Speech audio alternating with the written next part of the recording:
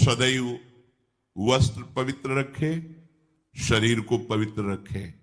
ये पशुओं जैसा आचरण करने वाले भजन नहीं कर सकते। ये जो कहते हैं ना भजन में मन नहीं लगता, पवित्रता चाहिए। अब ऐसे पशु की तरह शौच हो लिए, उठे चल दिए, ऐसे नहीं। पवित्रता, शौचाचार का निर्वाह कीजिए। लघु शंका भी जाइए तो जल लेकर जाइए। इंद्री का प्रक्षालन, फिर हाथ का प्रक्षालन, फिर 3 बार आत्मन राधा वल्लभ श्री हरिवंश, राधा वल्लभ श्री हरिवंश, जैसे शास्त्रीय विधान में केशवाय नमः, नारायणाय नमः, माधवाय। पवित्र रहिए। देखो भजन कैसे नहीं होता। मिट्टी जल आदि से बाह्य शरीर की पवित्रता और छल कपट के त्याग से भीतर की पवित्रता बढ़ती है। गुरु से कपट, यह सर्वनाश का लक्षण है।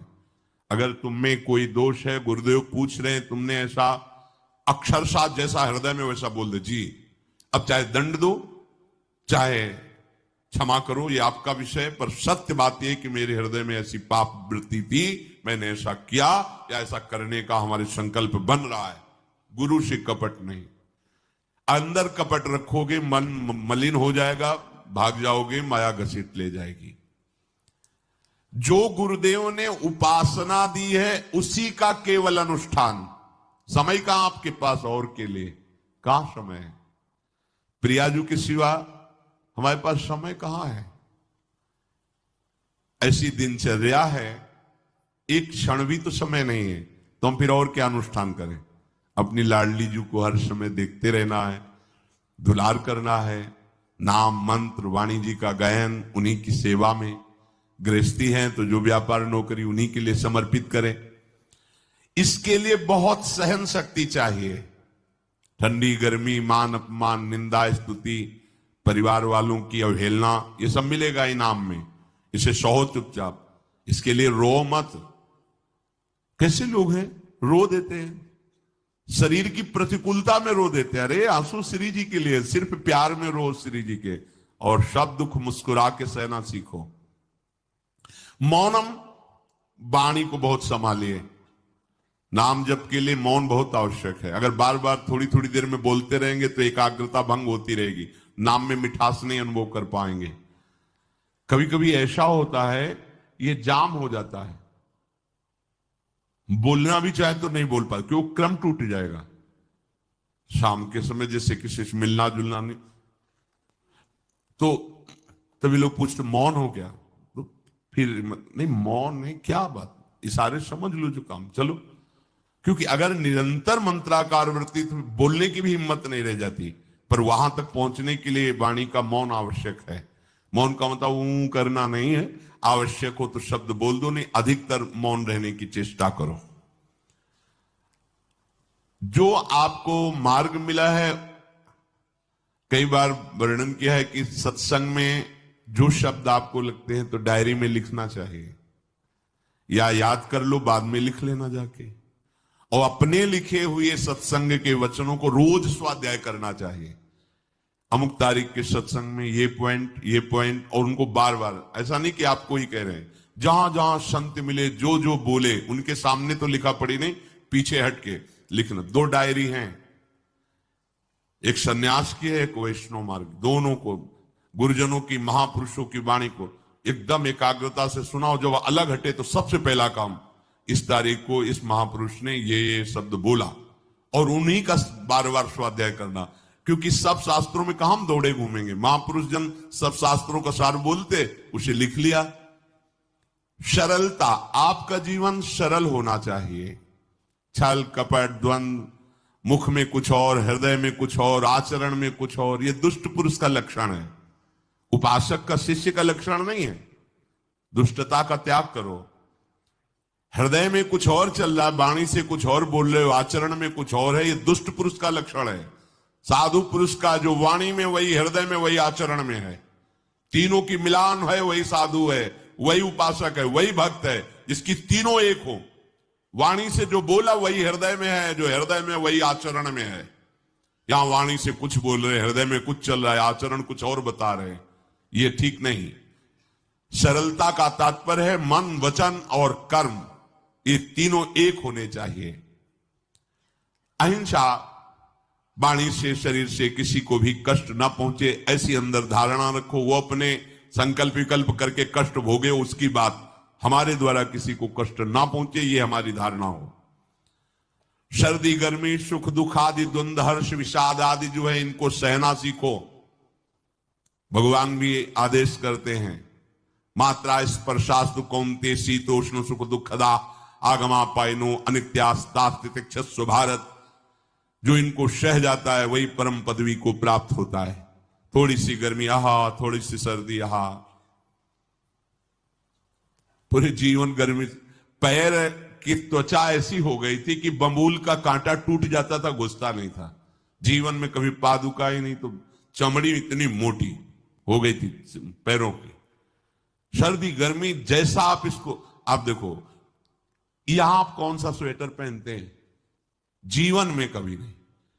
सर्दी में क्या होता है, यहां ये त्वचा नहीं क्या, हमें तो लगता है काफी सुकोमल अन्य अंगों से यहां की त्वचा है, कपोल नासिका नेत्र आदि। यहां क्या पहनते हो सर्दी में, क्या बिगड़ जाता है, क्योंकि अभ्यास है, गर्भ के बाद निकलने के बाद यहां कुछ ढका ही नहीं, यहां कुछ नहीं ढका, तो पूरे जीवन ढकने की जरूरत नहीं। और अगर पूरे अंगों में न ढका होता तो पूरे जीवन ढकने की जरूरत नहीं। जो जंगल में दिगंबर महापुरुष रहते थे गंगा के किनारे, कितने, तो उनको क्योंकि अभ्यास, और हमने अभ्यास किया कपड़े लत्ते का, तो अभ्यास, हमने अभ्यास किया एसी रूम का, अभ्यास किया गीजर से नहाने का, वो अभ्यास किया तीनों काल गंगा स्नान, वो अभ्यास, कुछ फर्क नहीं पड़ा इस जड़ शरीर में। इसको जैसे रखो, तो सहने का अभ्यास, यदि माया से मुक्त होना है तो सहने का अभ्यास रखो। ये जरा में ओह बहुत गर्मी, ये नहीं उपासन, गर्मी है ठीक है, शरीर का धर्म है, तो इंद्रिय में ताप लग रहा है ठीक है, राधा राधा राधा। आप कहोगे प्रवचन करने से नहीं होता, कभी बिजली नहीं रखी ईद दाम में, कटवा के रखे थे, बिल्कुल नहीं। जितनी देर होश रहा आंख का हाथ से पंखा कर लिया, नहीं तो बस राधा राधा राधा, जो मिला मांग के खाया, कुशासन पे लेट। प्रवचन ही केवल नहीं रहे, अब तो जैसे जोई जोई प्यारो करे सोई मुई भावे, नहीं, जानबूझ करके अपने शरीर को अधीन नहीं करना चाहिए। सुविधाओं की अधीनता, तुम भोगता नहीं, सुविधाएं तुम्हें भोग रही हैं। जितना तुम सुविधा भोगी बन जाओगे उतना तुम कमजोर हो जाओगे। सीधे प्रकृति का वार सहो, तुम महात्मा सुदृढ़ बलवान हो जाओगे, तुम्हारे आगे समर्थ शब्द लग जाएगा। जो प्रकृति के और विकारों के वेगों को सीधे सहता है उसे महात्मा कहते हैं। समहात्मा सुदुर्लभा यम ही न व्यथयन्ते पुरुषम पुरुषर्षभ सुख दुख समा। जिसका सुख दुख समान भाव, किसी भी वेग की व्यथा से हृदय व्याकुल नहीं होता, वो भगवान को प्राप्त करने का अधिकार प्राप्त कर लेता है। इसलिए सहनशीलता। सर्वत्रात्मनेश्वरान वीक्षाम कैवल्य मनिकेतताम विवक्त चीर वसनम संतोषम एन केनचित। ये ध्यान रखो कि तुम कभी प्रभु से अलग नहीं हो। सर्वत्र भगवान है तो यहां भी है, सब समय में है तो इस समय में भी है, सब में है तो हम में भी है, सबके हैं तो हमारे भी हैं। हम कभी भी प्रभु से बिलग नहीं हूं। एकांत सेवन तुम्हारा स्वभाव बन जाना चाहिए, चाहे जो हो। थोड़े समय के लिए तो एकांत बैठो। एकांत मिला तो मोबाइल का संग कर लिया, एकांत मिला तो मित्र बना लिए, बैठ के प्रपंच वार्ता कर रहे हो, नहीं। अगर भगवत प्राप्ति करनी, माया मुक्त होना है तो एकांत एकांत ही होना चाहिए। भले 100 लोग हैं, हमारा किसी से कोई संबंध नहीं, और हम बैठे हैं अपने आराध्य देव के चिंतन में, हम एकांत हैं। और गुफा में बैठे हैं, शरीर एकांत है, मन से चिंतन संसार का हो रहा है, प्रपंच में है, एकांत में नहीं है। एकांत शब्द का अर्थ समझना चाहिए। हम एकांत को सीधे गुफा या कहीं एकांत, ऐसे एकांत का अर्थ है एक के सिवा दूसरा कोई नहीं, अर्थात एकमात्र भगवत चिंतन में डूबा हुआ उपासक।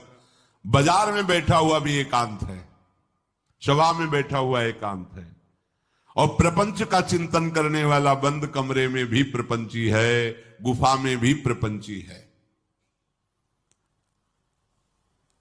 जहां आप रह रहे हो उसे ये मेरा घर है ऐसी भावना का त्याग कर दे। अनिकेत ये भगवान का दिया हुआ वास स्थान है।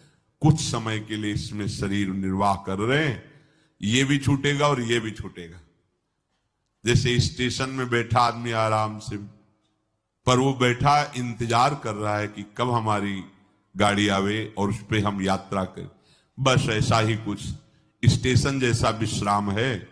कब मृत्यु आवे, शरीर छूटे, हम प्रिया प्रीतम को प्राप्त हो। ये न मेरा था, न मेरा है, न मेरा रहेगा। ये न मेरा था, न मेरा है, न मेरा रहेगा। गृहस्थ हो तो पवित्र वस्त्र पहने, और त्यागी हो तो जैसे मिल जाए भगवत कृपा से वैसे वस्त्र पहने। प्रारब्ध के अनुसार तुम्हें जैसी व्यवस्था मिली उसमें संतोष करना सीखो, मांग मत रखो। प्रभु की प्राप्ति के लिए खास बात ध्यान रखनी है, अपनी उपासना में दृढ़ श्रद्धा रखो और सर्वश्रेष्ठ भाव रखो, पर दूसरे किसी की भी निंदा ना करो। अगर किसी की भी निंदा करोगे तो फिर माया तुम्हें मुक्त होने नहीं देगी। मन को, वाणी को, शरीर को संयम में रखो, अर्थात भगवत भजन, भगवत वार्ता और मौन। मन का संकल्प विकल्प रहित होना, विषयों का चिंतन न करना, प्रभु के रूप का, नाम का, धाम का, लीलाओं का चिंतन करना। शरीर का शास्त्र संयम से वर्ताव करना। अब माया मुक्त होते चले जाओगे। इनमें किसी में भी त्रुटि ना हो, सावधानी रखो। अपनी इंद्रियों को सावधान रखो, किसी के दोष न देखने पावे। कोई गलत चेष्टा देखेंगे तो ये भी गलत करने के लिए तैयार हो जाएंगी। हे राजन, श्रवणम कीर्तनम ध्यानम हरेरद्भुत कर्मणः जन्म कर्म गुणानां च तदर्थे अखिल चेष्टिता। श्री भगवान के बड़े अवतार हुए हैं, बड़ी अद्भुत अद्भुत लीलाएं हैं। प्रभु का प्रकट होना, लीला करना, दिव्य गुणों का वर्णन। यदि आप इनको गाएंगे लीलाओं को और श्रवण करेंगे तो मोह की बात क्या, महामोह का भंजन हो जाएगा। बड़ी सामर्थ्य भगवान के चरित्रों की, महिमा बड़ी है। अगर इनको आप सुनेंगे, बार बार सुनेंगे, तो आपको और कोई साधन करने नहीं पड़ेंगे, अपने आप सब साधन प्रकाशित हो जाएंगे। जहां कहीं कभी भी किसी का उद्धार की बात आई है तो भगवत चरित्र सुनने से ही आई है। शरणागति श्रवण से ही प्रारंभ होती है, भक्ति भी श्रवण से ही प्रारंभ होती है, पूर्णता भी श्रवण से ही होती है। श्रवण सुजस सुनी आयऊ, और श्रवणम कीर्तनम स्मरणम। पहला श्रवण, खूब भगवत चर्चा सुनने का स्वभाव बना लेना चाहिए। पर देखा जाता है कि 20 वर्ष भगवत चर्चा सुनने पर रंग नहीं आता, क्योंकि ये तो बना लिया स्वभाव कि जहां भी कथा हो रही सुन रहे, और बाद में निकले तो बक्सते वो किसी को नहीं, सबकी निंदा करते। बस किसी एक की प्रशंसा, एक की निंदा, तुम्हारा सारा का सारा सत्संग बेकार हो गया। अगर सत्संग को सुरक्षित रखना है तो ना किसी की स्तुति, ना किसी की निंदा, जो सुना है उसको अपने जीवन में मनन करते हुए उतारे। प्रभु की लीलाओं का श्रवण और प्रभु के नाम का कीर्तन और प्रभु के रूप का ध्यान, ये तीन बातें बहुत जल्दी भगवत प्रेम प्रकट कर देती है। ये तीन बातें बहुत जल्दी भगवत प्रेम प्रकट कर देती हैं। प्रभु के अवतार लीला चरित्रों का खूब गायन करे, खूब श्रवण करे। भगवान की अवतार लीलाएं भी हैं और प्रभु की प्रेममय निकुंज लीलाएं भी हैं। तो अगर आपका निकुंज लीला में प्रवेश नहीं है तो प्रथम सुने भागवत, भक्त मुख भगवद वाणी, भगवान के अवतारों का, भगवान की अवतार लीलाओं का श्रीमद् भागवत में खूब बढ़िया वर्णन है। पढ़ो, सुनो, क्या होगा इससे? मोह का नाश हो जाएगा। दूसरी बात, नाम कीर्तन, ये तो महान अमृत है। बिल्कुल विश्वास कर लो, नाम कीर्तन अमृत है। ताली बजा के, मंजीरा बजा के, ढोल बजा करके, नाच करके, जैसे बने, अकेले, चार लोग, जैसे बने, नाम संकीर्तनम यस्य सर्व पाप प्रणाशनम। देखो, भगवत चर्चा ने महामोह का नाश कर दिया और भगवान नाम कीर्तन ने सब पापों का नाश कर दिया।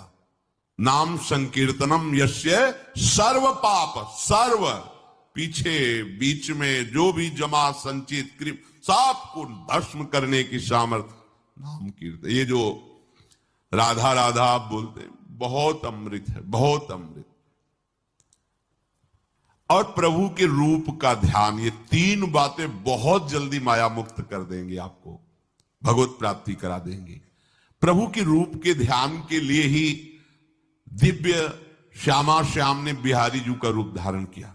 ये किसी मूर्तिकार की रचना नहीं है। श्री राधा रमण जी सरकार, राधा वल्लभ लाल जी महाराज, श्री बांके बिहारी लाल जी महाराज, ये साक्षात प्रगट ठाकुर हैं। प्रिया प्रीतम हमारी दृष्टि में सामर्थ्य नहीं कि देख सके, वो तो हरिवंश नेत्रों से देखे जाते हैं। निकष कुंज ठाड़े भये, भुजा परस्पर अंश,